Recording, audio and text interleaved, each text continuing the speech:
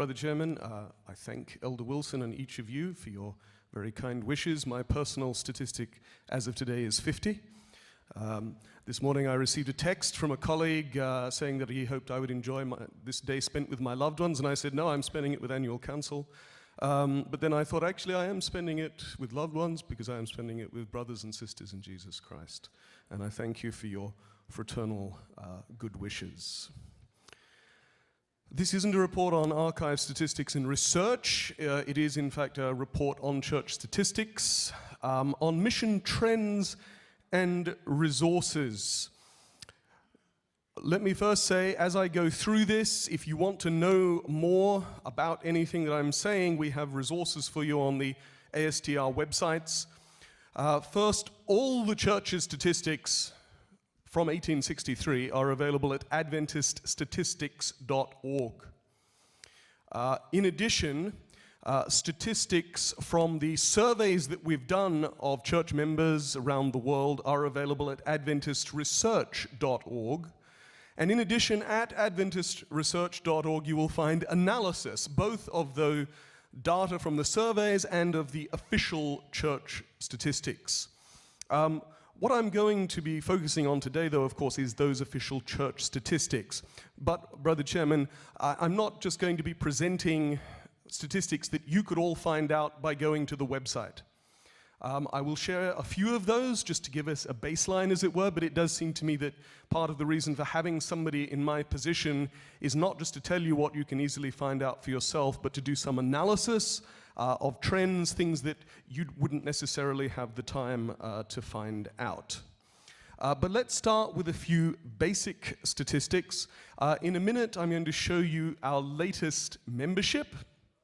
I'm going to do that even though we know that our membership figures are significantly overstated. So why will I show you? Because they have suffered from that for a considerable time, which means that at least we can see a trend. We can know whether we're heading in the right direction or not. So the numbers you will see up there are not really the point so much as the trend. So what is the trend? This shows you the last 7 years of June 30 each year, and you can see the trend is heading in the right direction. We are growing, but of course, church growth is an effect of the interplay of accessions and losses. Now, we have considerable confidence in those statistics, in the accessions and losses. So let's look at a trend for those. First, for the accessions, and again, this is a 7-year trend. This time, though, it's at year end. Previously, it was June 30, but we know that many accessions, and indeed the results of audits, very often only get put on at the end of a year. So, to be the most accurate, these figures for the accessions and the ones that I will give you in a moment for the losses are as the year end. The thing I want to draw your attention to here, Brother Chairman and colleagues, brothers and sisters, is the trend. And I have inserted, you will see a red trend line. I think you can all see that. And what you may notice is that growth seems to be leveling off. It's not that we're not growing. In fact, last year was the 15th year in a row that accessions were over 1 million. We give thanks to God for that. But you can see that the level of increases seems to be plateauing. Remember that, that's a point to which I will return in a moment. Well, what about the losses? Again, a 7-year trend through the end of last year. You see them there. The thing I would highlight there to you is that the much lower figures in 2015, which of course was a GC session year, and you may have noticed accessions were lower as well. And then 2016, as many new officers came into positions and perhaps were not fully seized of the need for work to achieve integrity in our statistics. But appeals were made from this podium for greater and renewed effort in membership review, and we can see those figures rising. Of course, we don't welcome them in one sense. We never want to see members leave, but we welcome the realism, we welcome the push towards integrity in our statistics. What's the interplay that I mentioned earlier of our gains and losses. Again, a 7-year trend, and you can see the comparisons there. And we know, in fact, Brother Chairman, that this year we've already had preliminary reports of very significant audits in some territories, and I would like to acknowledge our brothers in the Southern Asia Division who have particularly made great strides there, and I thank you, dear colleagues, for that. So that we know the losses will also be significant. The recorded, registered losses will again be significant this year. The point, just to look in this slide, is that sometimes we just want to look at the headline figure, the accessions.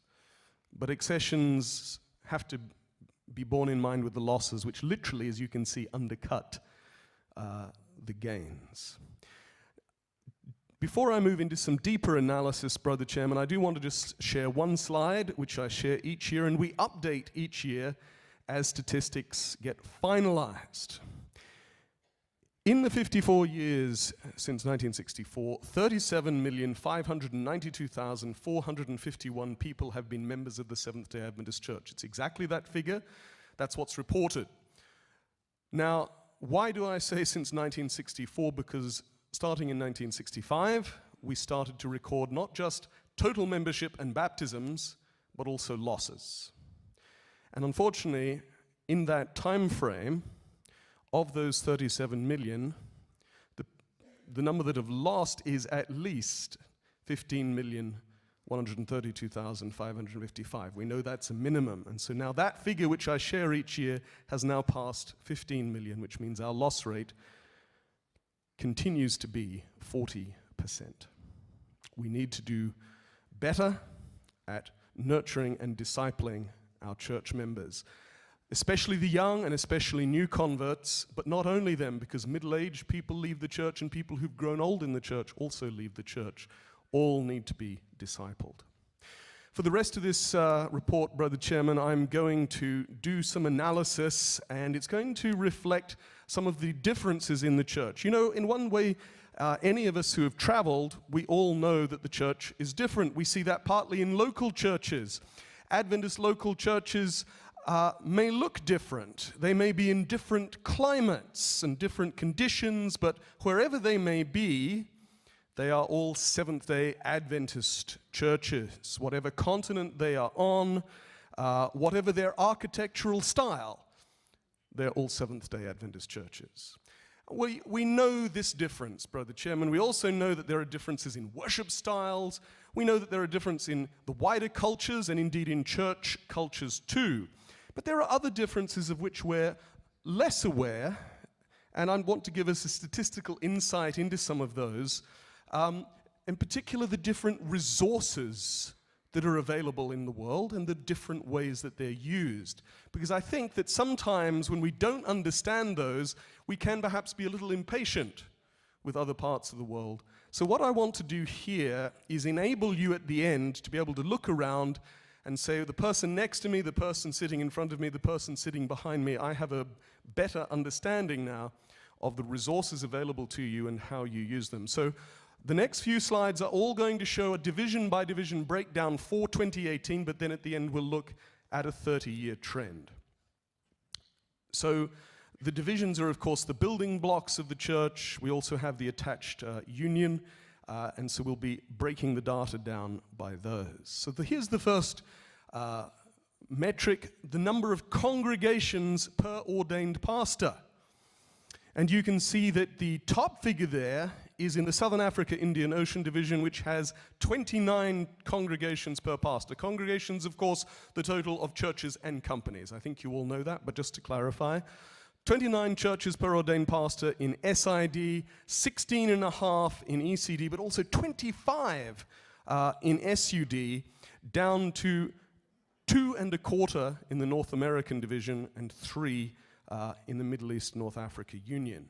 Well, what about members per pastor? And here, it's not just ordained pastors, it's all pastors, and indeed Bible workers as well, so a larger group.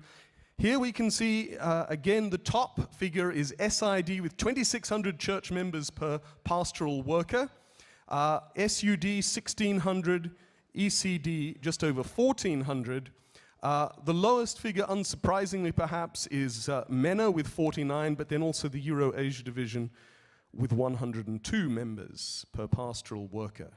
So that's existing church members. What about accessions? Well, here it's interesting. Again, SID has the largest figures, but this time ECD is second rather than SUD. We can see 170 accessions per pastor in SID, 130 in ECD. But then we go down to some very low figures in some other divisions. Brother Chairman, the point of this is not to say that 3 divisions are doing very well and 3 divisions are doing badly, because each of them faces different challenges. So the Euro-Asia division faces a very particular kind of postmodernist secularism that emerges out of communism, and our chairman is better aware of that than I. But it also faces an orthodox religion that is very difficult to penetrate. Western Europe, EUD and TED face that post-Christian reality. MENA, of course, faces Islam. There are different contexts. The point I wish to make here is that the growth that we know is different in every division is being fueled in different ways. So that we know the church in sub-Saharan Africa is growing very significantly. The point I want to draw to your attention is that it's growing clearly because of lay involvement. Because of that very high figure per pastor, the growth that is happening there is being driven by lay members. And that's really the point I wish to draw to our attention. What about the number of church members per congregation? Here you see the figures are much more dispersed, but we can see the highest number of members per congregation is actually in the North American division with 194, which means that all those churches and all those members in Africa and Asia are mostly in small churches. So I think that is a significant point to bear in mind as well. What about accessions per congregation? Here, the East Central Africa division has the highest at almost 14 accessions per congregation. And here, interestingly, MENA is not doing so badly despite its context of 2.9, but then, of course, there's a fewer number of congregations, so that's perhaps a bit of a statistical aberration in that sense. Again, great variety, but reflecting the missional challenges which are different in each division. Well, now I want to turn to a different metric, one that is perhaps a little controversial: administrators. Now, when I hear friends who are not in church leadership, or sometimes those that are, and other but lay members, pastors, and they want to complain about the church, they very often complain about the number of administrators. Obviously, most of us in this room think administrators are a jolly good thing. But not all. But we often don't have good statistics about administrators. So in a minute, I'm going to share some statistics. I just want to define administrator. Sometimes people will simply look to the annual statistical report, which I hope you all do on a regular basis, and look at tables 19 and 20 and just simply take the end figure. But that includes the vast numbers who work in our hospitals and healthcare institutions, most of whom are not paid through by tithe. So to include them is to give us a distorted picture. They would also include teachers. Now, Brother Chairman, I actually think teachers should be included with pastoral and evangelistic workers, because our teachers are on the front line of ministry and in many places of evangelism too. And so, you know, in a moment I'll give you some ratios, and there would be a case actually for including teachers with the pastors, but I'm not going to do that. So this is a conservative interpretation of administrator, one that rightly leaves out certain categories, but doesn't bulk up the number of pastors and evangelistic workers. So who are administrators? These are people working in administrative headquarters, also in publishing houses, media centers, some of those institutions, but especially in the headquarters of missions, conferences, unions, and divisions. So having defined it, let's have a look. So this shows the number of church members per administrator in each division in 2018. The high figure is of 28,700 in ECD, 18,500 in SID, 10,250 in WAD. Those are the three above 10,000 each. Well, you may look down and see, well, there's 304 in MENA, and 511 in EUD. And what I want to say here is there isn't a right answer here. I'm not saying that one set of figures is too high and the other set of figures is too low. That's not the point. The point is to be aware of the diversity. But very often we would say a lower proportion per administrator means there's too many administrators. Well, think about that. Think about, for example, that EUD is the lowest of the divisions, and I'll come back to that in a moment. What about administrators per pastor? So this isn't pastors per administrator, it's administrators per pastor. You see the difference, I think. Yes? Maybe not, I'm not hearing much response, but at any rate, I'll assume awareness. Administrators per pastor, here you see the high figure is the South American division with 3.5 administrators per pastor. I know I have friends in NAD who will always say NAD must be the most heavily administered division, but it's not. Well, again, some of us would instinctively say a high figure is bad. So let's turn to another metric and think about tithe. Now, tithe is difficult because it's collected in local areas, which means it's affected by hundreds of inflation rates. It's all affected by currency transactions. Very often, tithe gets exchanged twice into a division currency and then into dollars. But nevertheless, as a crude measure, a broad measure, this does give us some good insights. And here we see the tithe per congregation. And we see that in the NAD is overwhelmingly the leader here, which is as we would expect, but $235,000 per congregation in 2018. But note that the second highest is the South American division and the third highest is the Inter-European division. And if we look at tithe per capita, then we see again, not only is the North American division the highest, but this time the Inter-European division is close behind, and the TED not far behind that. So, Brother Chairman, when we saw those figures of, you might say there's too many administrators in South America and the Inter-European division, well, perhaps not. Because the South American division we know is growing, but also we see the success in tithe. So, what are the conclusions am I trying to draw from this as we move towards an end?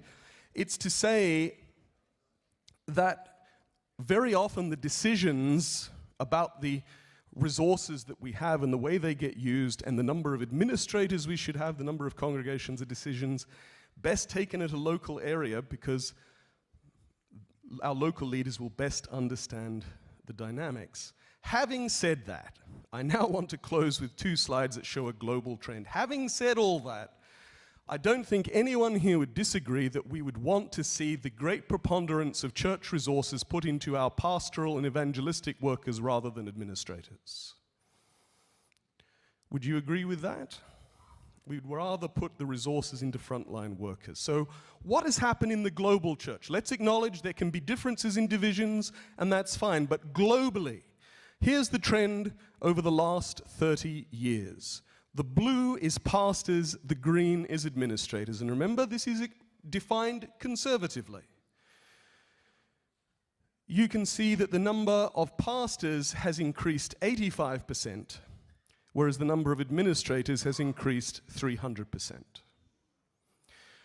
Would this matter? Well, let's look at 5 different metrics here, 5 different trends plotted together. And to do this, we're looking at thousands of pastors, thousands of administrators, tens of thousands of congregations, millions of membership, and hundreds of thousands of accessions. Okay, I know that's a lot to follow quickly, but the point is we can look at all 5 of these and compare the trend. So this trend shows the number of pastors since 1988, a 30-year trend, remember. And you can see it goes up, especially around 2000. What about administrators? Here you can see the number of administrators is remaining fairly steady through the 1990s and then is swooping upwards in the last 15 years. Congregations, that huge growth in the late 1990s with net events, but then a very steady, though positive growth. Membership, you see, is it's growth, but it's very steady growth. It's not doesn't have the dynamism of some of the others. And here's the accessions. You remember I said at the start, accessions seem to be plateauing. And you can see that here in the long term. Brother Chairman, if our membership and our accessions were growing at the same rate as our number of administrators, then we would say we don't have a problem. But we see that actually, even though we're growing, the growth is beginning to plateau, whereas the number of administrators increase. So I suggest, Brother Chairman, examining the balance between administrators and between pastoral evangelistic workers, ordained pastors, licensed pastors, commissioned pastors, Bible workers.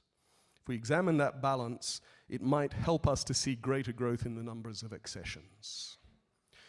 But here's another thought. Sometimes I fear, Brother Chairman, we are too quick to look to each other and say, what are those people doing over there? But that is not biblical thinking. As the Apostle Paul writes, just as a body, though one, has many parts, but all its many parts form one body, so it is with Christ. For we were all baptized by one Spirit, so as to form one body, whether Jews or Gentiles, slave or free, and were all made to drink of one Spirit. Even so, the body does not consist of one part, but of many. But if one part suffers, all suffer together, and if one part is honored, all rejoice together. Even in our statistics, we see that unity and diversity is one of our great strengths. There are different resources available in different parts of the world church, and the resources are used in different ways in different parts of the world. Some parts of the world contribute to the work in other parts, yet all work towards the same end. For although there are many parts, there is but one body.